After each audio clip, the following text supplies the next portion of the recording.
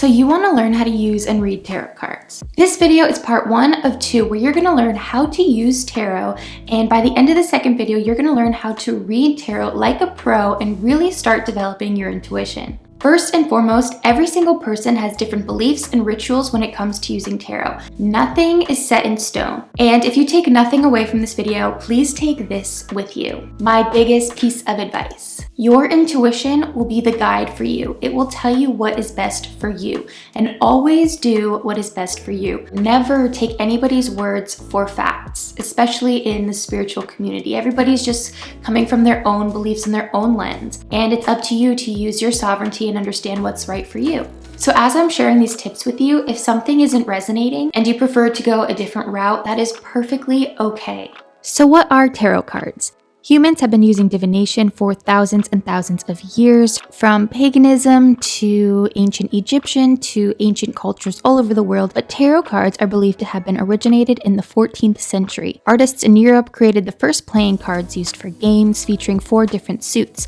and wealthy people would have to pay artists to custom make their own decks. So the original use of tarot was a parlor game, but using tarot as we know it today didn't start becoming popular until the 16th and early 17th century. I'm going to leave a few articles in the description box where you guys can learn a little bit more about the history of tarot because it's really interesting. At least I find it interesting. Traditional tarot decks usually have 78 cards, with each card having its own unique story. There are 22 major arcana cards, which you can see here, and 56 minor arcana cards. The major arcana cards represent spiritual lessons, and the minor arcana reflect trials and tribulations that happen in everyday life. Within the minor arcana, there are 16 court cards, and these represent different personality characteristics. And in part 2 of this series, we're going to go much more in depth over how to read these cards and what these cards mean individually and how they can easily be read. So the traditional Rider-Waite deck uses pentacles, wands, swords, and cups, but each deck is completely different. Another deck might have different suits like earth, fire, water, and air, like this one. How do tarot cards work? Tarot cards are paper. They themselves are not magical. You are magical. And that's my key message here and in a lot of my videos. It's do not give your power over to something else, a crystal, a tarot deck, anything metaphysical, because you hold so much power within yourself that you don't even understand. And we're going to be tapping into that a lot more on this channel because I really want you guys to really discover the true magic that you hold within yourself. When you read tarot cards, your intuition is finding the message within the cards that you interpret. It mirrors our soul, our subconscious, and they help us to uncover the key to our inner wisdom. And you don't need tarot cards to get this kind of information. You can do it yourself through meditation and really just opening up your channel. By the time the next video in this series launches, I'm gonna have 2 guided meditations that are gonna help you really uncover your intuition, really open up your third eye, and even access communication with your spirit guides. So definitely subscribe so you don't miss out on that announcement when it launches on my website. So stay tuned for that. But tarot cards are really great for people who are more visual because, you know, sometimes you can be meditating and you'll get messages and you really want to just have like a physical validation of what you're seeing. But tarot cards allow us to access that intuition, access that wisdom that we hold within all of us. However, personally, I find that if your subconscious is full of shadows and wounds, you can only read from that lens and you're only going to be shown mirrors of that. A lot of highly religious people, I see them in my comments a lot saying that they believe that these tarot cards are printed off the press with the devil inside of them, and that is not true at all. They are paper. The only darkness that can lie within these cards is the darkness within your own subconscious, the unhealed shadows, the unhealed wounds. So if you go and get a reading from somebody else who has not really done a lot of shadow work, has a lot of negative energy and a lot of negativity within their subconscious, a lot of, you know, trauma that they haven't worked through, that can be mirrored within your reading. When you sit down to read tarot, it is so important to do a meditation or set yourself a circle. Get yourself into the highest vibration possible. You want to be able to read these from the lens of your highest self. So you want to see the wisdom, not the murky fluff of your subconscious stories. So like I said, I'm launching 2 guided meditations in a few weeks. The first one is going to be a third eye activation meditation, and the second one is going to be a journey to meet your spirit guides and gain wisdom and be able to access that kind of communication on a daily basis without having to drop into a really deep meditation like that. So as you practice these meditations, you'll get better and better and better. A regular practice really helps us to develop our intuition, to drop into this wisdom at a moment's notice, to receive messages and guidance, to make decisions, and ultimately have just clarity in your life. By developing your intuition and by using tarot cards to help you do so, you're going to be able to find the answer or the future path that lies ahead of you based on current decisions that you're currently making in your life. And this is all based on your own inner guidance, your own intuition, your own subconscious. It's all connected. And you can access this information by developing the clairs: claircognizance, clairaudience, clairsentience, and clairvoyance. Clairs that you may have or are able to develop. Tarot readings hint at things just below the surface that your intuition hasn't yet uncovered and brought into your consciousness.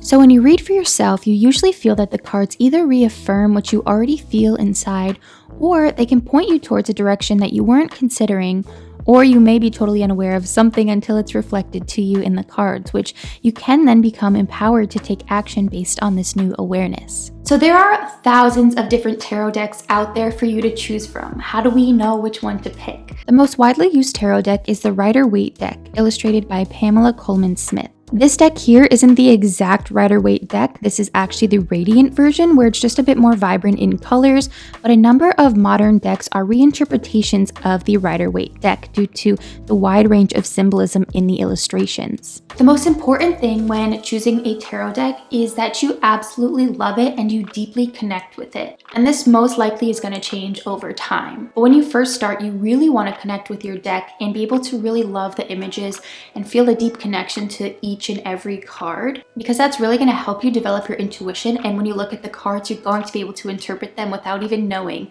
what the card actually means. So for most people, the first deck that they will choose is the Rider-Waite deck. Personally, I didn't like the deck when I first got it as my first deck, so I immediately just went to something else and I learned through other decks. But I understand why that one is so powerful, because there's so much beautiful symbolism in each and every one, and it does make it easy to understand what the cards mean, because you are able to look up any card online or in a book, and it most likely is based off of the Rider-Waite deck itself. Another tip of advice that I have is when you're buying your first deck or decks, be very careful and aware not to get trapped in this cycle of what I call spiritual materialism. It's just consuming more and more just because you think they're beautiful and want more and more. It's like, if you really want to develop your practice and really just hone in on your magic and your own spiritual abilities and your wisdom, you don't need all this stuff.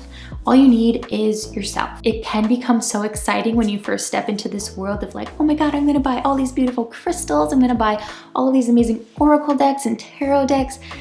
And it's fun, but just make sure you know why you're doing it. Are you doing it because you just want more and more stuff? Because that's, what consumerism has taught us in this world. I just wanted to throw that out there. I have an entire video about why I stopped collecting crystals, which I'll link here. Obviously, I still buy crystals, but I don't like buy and buy and buy. So I just think that you might find that video helpful if you haven't seen it yet. One deck that I personally love so much is the Vice Versa deck. The images are so vibrant and so beautiful, and each side has a different perspective, which makes it so easy to interpret, and it's been one of my favorites for a couple years now. But the deck that I connect with the most at the moment, which I only just found in 2021, and I've been reading tarot since 2013, and to find a deck that makes me feel so connected like this one is just really special after all this time. So this is the Magical Nordic Tarot. This deck just speaks to my soul. The only thing I don't love is that the minor arcana cards don't have full illustrations, which if you're a beginner or like to use symbolism to interpret, it can be a bit difficult to learn. Clearing energy from tarot. When you first get a tarot deck, it's a great idea to just clear the energy off, to just really set an intention that these cards are for you and that you want them to do X for you. I put intention into everything I do, from my morning cacao or my morning coffee or matcha or whatever I'm drinking to when I'm getting in bed at night. Every single thing that I do is a ritual that I set with intention. That way things become more and more sacred to me. I start to believe that my life is sacred and beautiful and a practice to connect to my higher wisdom. And you want the same thing when you use your tarot deck every single time, because it's you tapping into your soul, your inner wisdom, your higher self, all of that aligning together, and it's a beautiful sacred thing. So it should be treated like a beautiful ceremony, a beautiful ritual. Don't just take out your cards and just start, pulling them the second you get them. Take time to get to know them and just admire the beauty and make it a beautiful ritual. I use a few different random techniques to make my own ritual. I like to submerge my deck in smoke, whether it's incense, cedar, lemongrass, dried sage, lavender, and just pass the cards through the smoke a few times while imagining the smoke wiping the slate clean. But in my new apartment, I can't use anything that starts a fire, so I like to use visualization, crystals, and herbs. You can also lay a selenite stick on top of the cards like I do, or you can lay them out underneath a full moon or just outside in the sunshine. You can also play healing music or put them inside a singing bowl and play. Choose what method feels right to you. It can be something you completely make up. As long as it has meaning to you and you set the intention to cleanse them, releasing all old and stagnant energy, it will work. So stay tuned for next week's video where I'm going to go into how to set the space for reading tarot cards, different tarot spreads and the ones that I use, and how to read tarot like a pro by the end of that video. By the end of that video, you're going to be able to read tarot cards like a pro. And with the help of my 2 guided meditations that are going to be launching after that video, they're going to help you really open up your third eye and develop your intuition so that you can really uncover the magic that you hold within yourself. So definitely subscribe. And I think I'm going to be posting this on Thursday. So tomorrow is actually my birthday, January 14th. So as a birthday present to me, I would absolutely love it if you guys could share this video or screenshot it and post it on your Instagram and tag me so that hopefully I can get to 50,000 subscribers by my birthday. I would be so excited. And for more videos like this, you can watch this playlist over here. I think you're gonna love it. It's full of a lot of mystical content, and I will see you next week with part 2. Bye.